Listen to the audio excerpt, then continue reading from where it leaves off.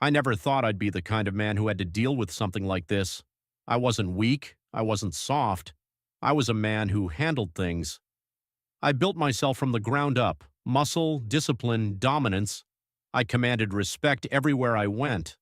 The kind of respect that came from knowing I was the most dangerous man in any room. Other men knew it. Women felt it.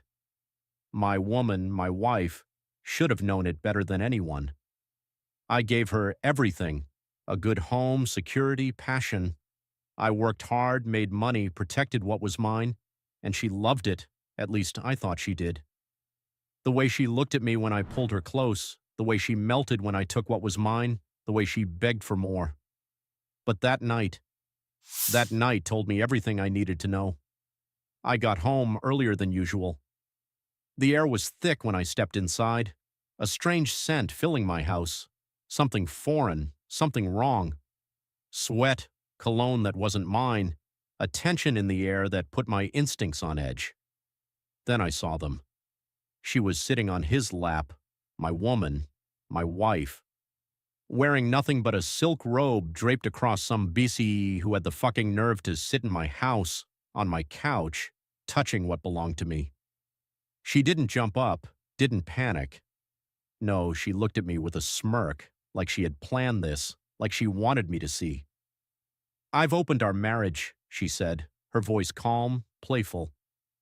"I invited Jamar over for a date. Do you want to watch us? When we're done, I'll make love to you. Deal?" My world went red. Jamar barely had time to react before my hands were on him. I grabbed the Binolawan by the throat, ripped him off my couch, and sent him flying through the fucking air. He hit the floor hard, scrambling like a roach when the lights come on. My wife let out a sharp gasp and bolted. She knew what was coming, knew what kind of man she had married. She ran straight to the bathroom, slamming the door shut, locking herself away like that was going to save her. But she wasn't my priority right now. Jamar was crawling toward the door, wheezing, coughing, trying to escape. I caught him by the collar and yanked him back, dragging his sorry Aya toward the front door. "You got fucking guts," I growled, hauling him up and throwing him straight through the open doorway. He landed in the yard, rolling like a rag doll, groaning. I stepped out after him, cracking my knuckles. Inside, I heard my wife fumbling in the bathroom, maybe calling the cops, maybe praying. Didn't matter. Jamar wasn't leaving my house in one piece. I met Olivia 12 years ago. She was young, beautiful, too damn beautiful, bright-eyed, full of life. I was already who I am now, a man who took what he wanted, a man who built himself from blood, sweat, and iron. I wasn't some a-hole born into money. I clawed my way up from the bottom, built my body, built my wealth, built my reputation. I was the kind of man other men feared and women craved. And Olivia? She was drawn to that. She wanted a protector, a provider, someone who would keep her safe, give her a life no other man could. And I did. I gave her a home, gave her my name, gave her children. 2 boys, Ethan and Caleb. My fucking pride, my blood. I taught them strength, discipline, how to stand tall in a world that eats weak men alive. They looked up to me. They wanted to be like me. And Olivia, she was a good mother. At least I thought she was. Until now. Now I had to wonder, how long had this been going on? How long had this woman, the mother of my children, been playing house with another man in my home? The thought made my blood boil hotter. Jamar was trying to get up. I walked toward him slowly, deliberately. He was clutching his ribs, his face contorted in pain. "Get the fucks out of here, man," he wheezed. "This ain't even—" I didn't let him finish. My fist met his jaw with a sickening crack, and he collapsed like a fucking house of cards. "You walk into my house," I growled, grabbing him by the shirt, lifting him like he weighed nothing. "Sit on my couch, put your filthy fucking hands on my wife, and you think I'm gonna let you walk away?" He didn't answer. He was too busy choking on his own spit. I hit him again, harder, felt his teeth shift under my knuckles. This wasn't just about fucking, this was about respect. This was about a man walking into my kingdom and spitting on my throne. I grabbed him by the back of the neck and dragged him to the sidewalk, throwing him down like trash. You ever come back here? You ever even breathe near my wife again? I leaned down, my voice calm, deadly. I won't stop. Jamar nodded weakly, his face swollen, his mouth leaking blood. He tried to crawl away, one arm cradling his ribs. Pathetic. I turned back toward the house, toward the woman who thought she could humiliate me. The front door was still open. The house was silent. I knew where she was. I stepped inside, my boots heavy on the floor, walked down the hall, stood outside the bathroom door. She hadn't moved. She was still in there, hiding like a scared little girl. I could hear her breathing, fast, panicked. Good. I pressed my palm flat against the door. Open it, I said. Silence. I knocked hard enough to rattle the wood. Open the fucking door, Olivia. Nothing. I exhaled slowly. She wanted to play games? Fine. I took a step back, planted my boot against the door, and kicked. The lock snapped instantly. The door flew open, slamming against the wall. And there she was, backed into the corner, trembling, her eyes wide with fear. Now we were going to have a fucking conversation.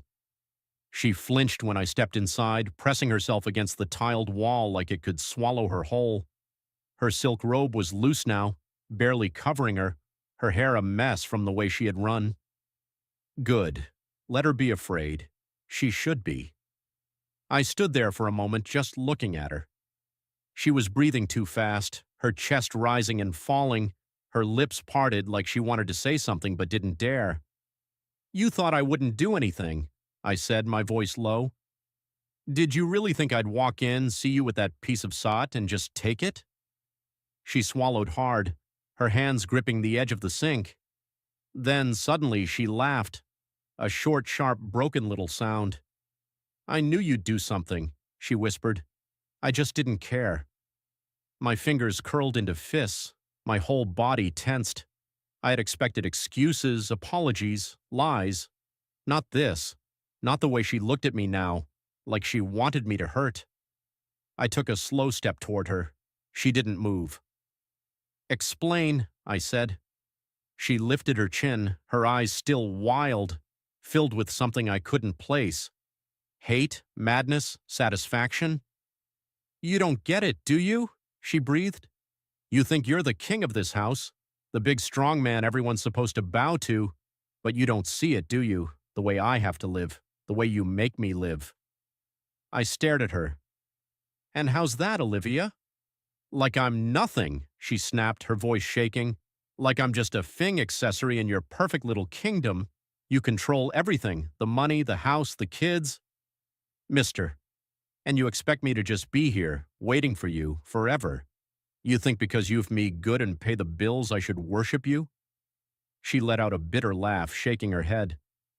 I wanted to feel like a woman again, not just your possession. Something inside me went ice cold. I had given her everything. And this was how she repaid me. You wanted to feel like a woman, I repeated slowly. So you let another man touch what's mine. She smiled now, a cruel, reckless smile. I didn't just let him, she whispered. I wanted him. I moaned for him. I came for him. And I made sure the sheets smelled like him before you got home. The world turned red again. The bathroom mirror shattered. I barely registered my own hand slamming into it, the glass exploding, shards raining down onto the counter, into the sink, onto the floor. My knuckles stung, but I didn't care.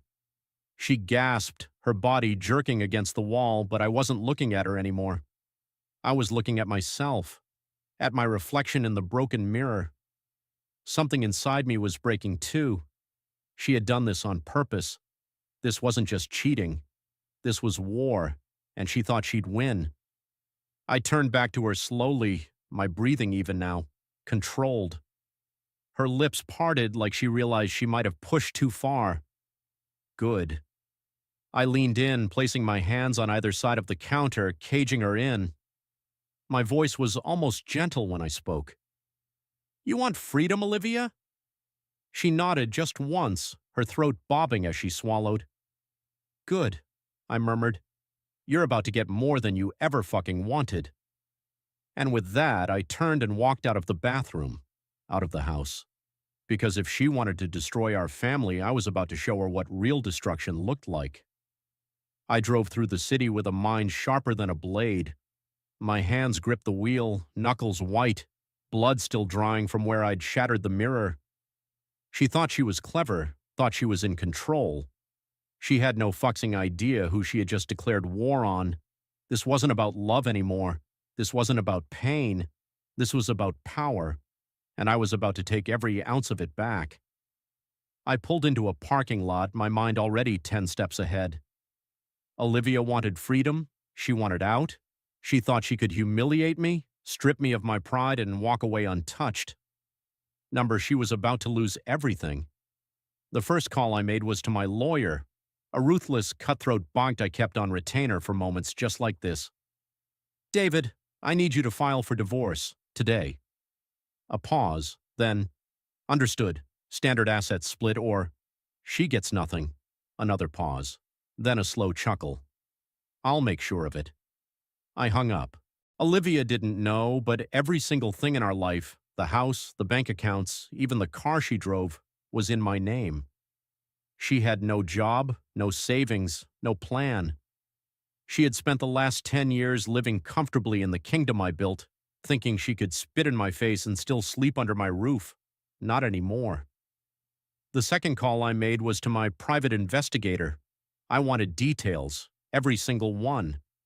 How long this had been going on, who else she had been fucking, what little secrets she had been keeping while she played house with me.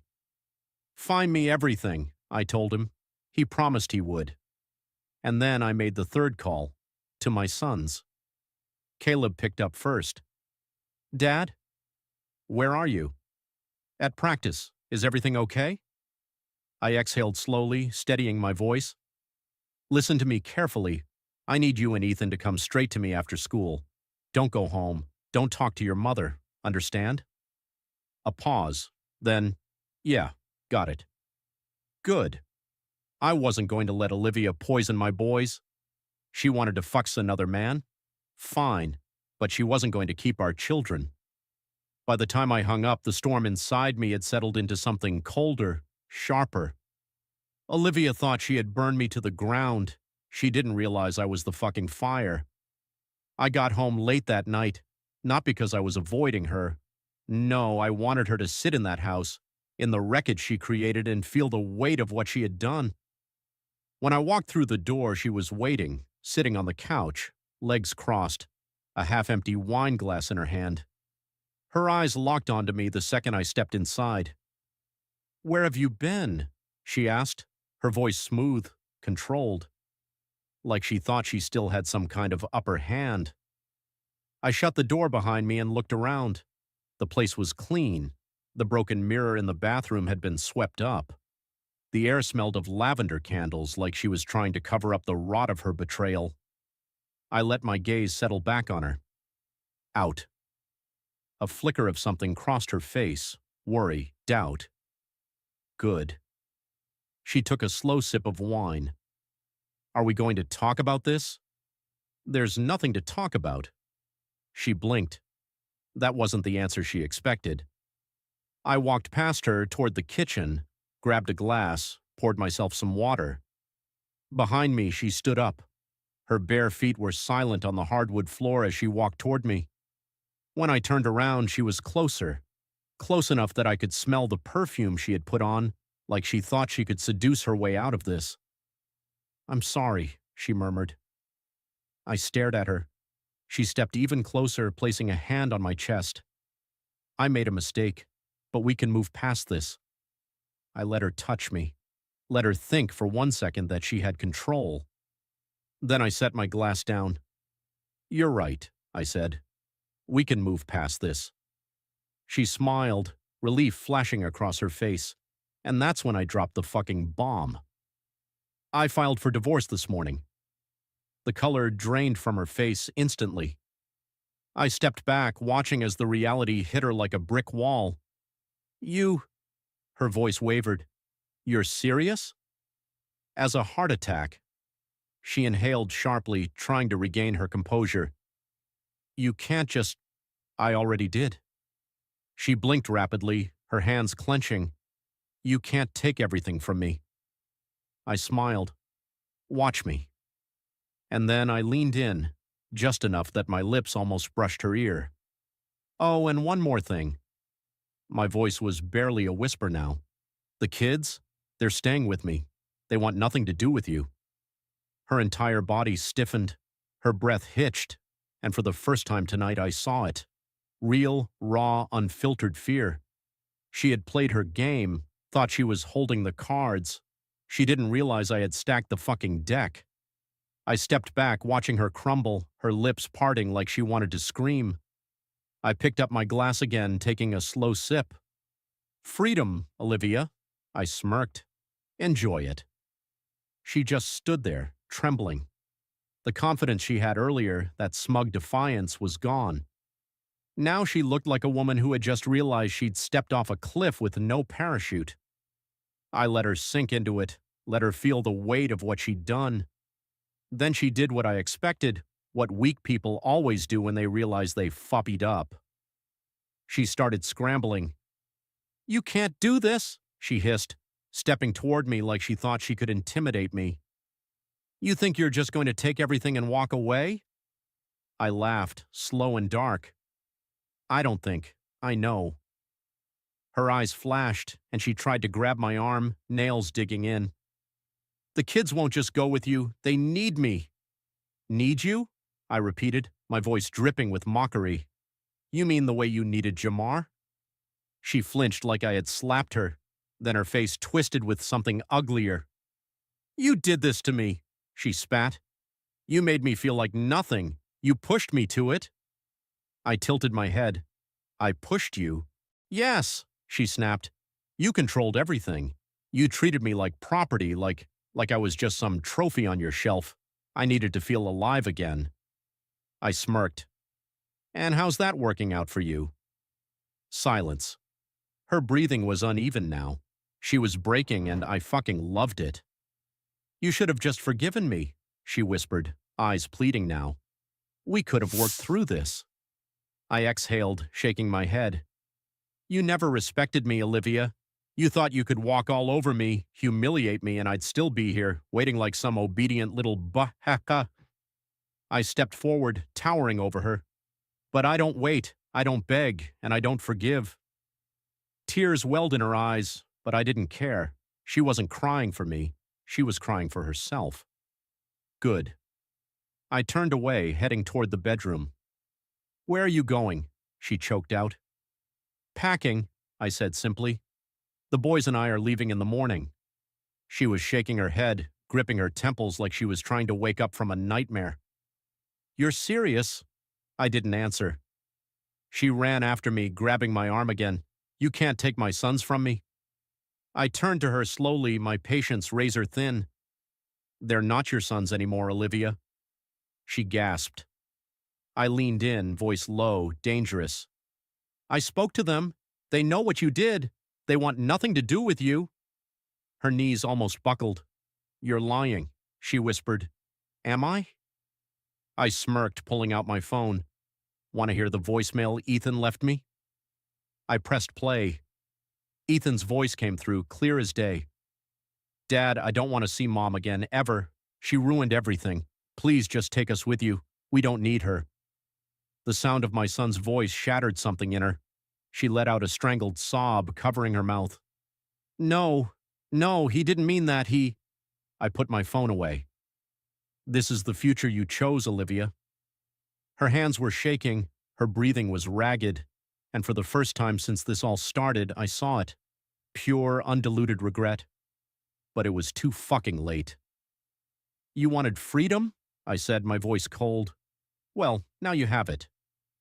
Then I walked past her into the bedroom and slammed the door shut. Tomorrow I would leave, and Olivia would finally understand what it meant to lose everything. The morning was quiet, too quiet. I stood in the doorway of my son's room, watching them pack. They didn't say much, just moved with the same quiet fury that burned in my chest. Caleb zipped up his duffel bag, his jaw clenched so tight it looked like it might break. Ethan was stuffing clothes into a backpack, his movements stiff, robotic. They were angry, hurt, but they had made their choice, and so had I.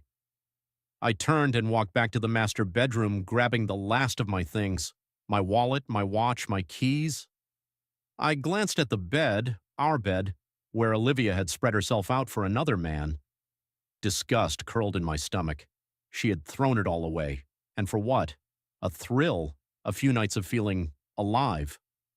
Weak. I stepped out into the hall and saw her standing by the stairs. She looked different, worn down, broken, dark circles under her eyes, hair a mess like she hadn't slept at all. Good. She swallowed hard when she saw me. So that's it? Her voice was hoarse. You're really just leaving? I walked past her. We're leaving. Her fingers curled into fists. You can't take them from me. I turned, meeting her gaze. I already did. Tears welled in her eyes, but she fought them. I'm their mother. I scoffed.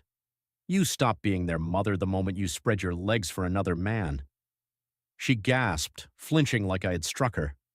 I leaned in, my voice calm even. Do you know what Ethan said last night? She didn't answer. I smirked. He said he never wants to see you again. A choked sob slipped from her lips. Good. She deserved every second of this. I turned away and walked down the stairs. My boys were waiting by the door, bags slung over their shoulders. They didn't even look at their mother. She let out a desperate breath. Ethan, Caleb, please. Neither of them turned around. I opened the door. The morning air was crisp, the sun rising over the horizon. A new day, a new start. As I stepped outside, I looked back at Olivia one last time.